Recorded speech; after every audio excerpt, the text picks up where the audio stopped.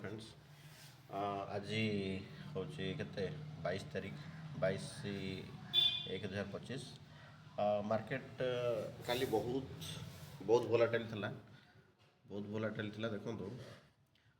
Day candle यदि मुझे खोलि देखो केते बड़ मूवमेंट देइतिला 23,225 23,425 रु 22,975 भितर बहुत बड़ मूवमेंट आउ ता भितर आज आमर स्ट्राटेजी अनुसार देखो market previous day high low भितर खोली कुआडे बाहर को जाई नाही से स्ट्राटेजी ता भितर जेतु रही आमे कौन ट्रेड एक्चुअली पाई ना ट्रेड बर्तमान पर्यंत नहीं प्रीवियस डे लो प्रीवियस डे हाई कौन सा भी ब्रेक करनी आउ देखो बहुत ट्रेंड भी चेंज हो देखो पकई ईएमए पकई 30-40 30-40 ईएमए को क्रॉस ओवर करी गतकाली गतकाल ना 21 जनवरी करी देखो तेणु ट्रेंड भी चेंज हो डाउनवर्ड ट्रेंड आउ ट्रेंड थोड़े डाउनवर्ड है माने सेटा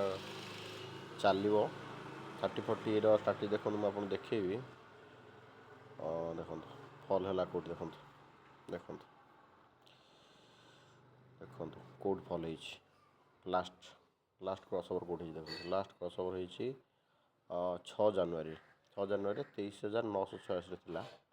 निहत 986 कहीं तलू तलू के आसला देखो 23,986 रु बर्तमान मार्केट आसी देखो ये क्रॉस ओवर नेक्स्ट है 23,986 रु आसला कौट ये तो ब्रेकआउट कला 23,366 390 थर 23,400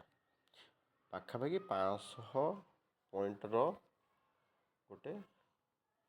आम यदि फ्यूचर नहीं था गोटे एत लंबा पॉइंट गोटे फ्यूचर कैश कर पार था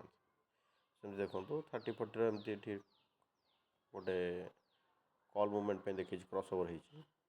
देखो कड़े जा नेक्स्ट एपर्यंत ये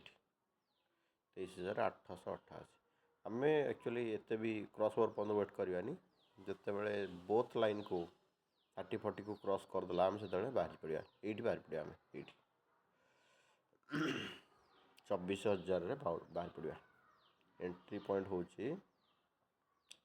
23,750 कि 63 आउट पॉइंट हूँ 24,000 मैंने फ्यूचर जो ट्रेडिंग करेंगे बहुत बढ़िया अच्छे शुणु आज ट्रेड नहीं थी मोर ट्रेड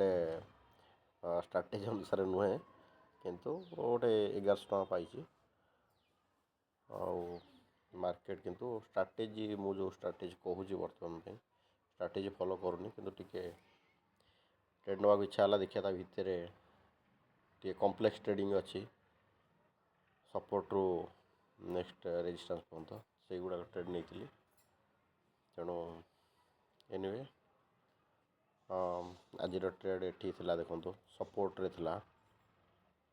ये जगह देखो ये सपोर्ट को आसला S1 को रिवर्ट है नेक्स्ट टाइम जो आसला जाइनी देखो ये क्रॉस ये आउ क्रॉस नक रही तो फास्ट जो ऊपर खसला ये जगह नहीं आमर थिला आप ट्रेड करूँ देखिए कौन हो मार्केट अच्छी 1:40 देखा जाओ कौन हो।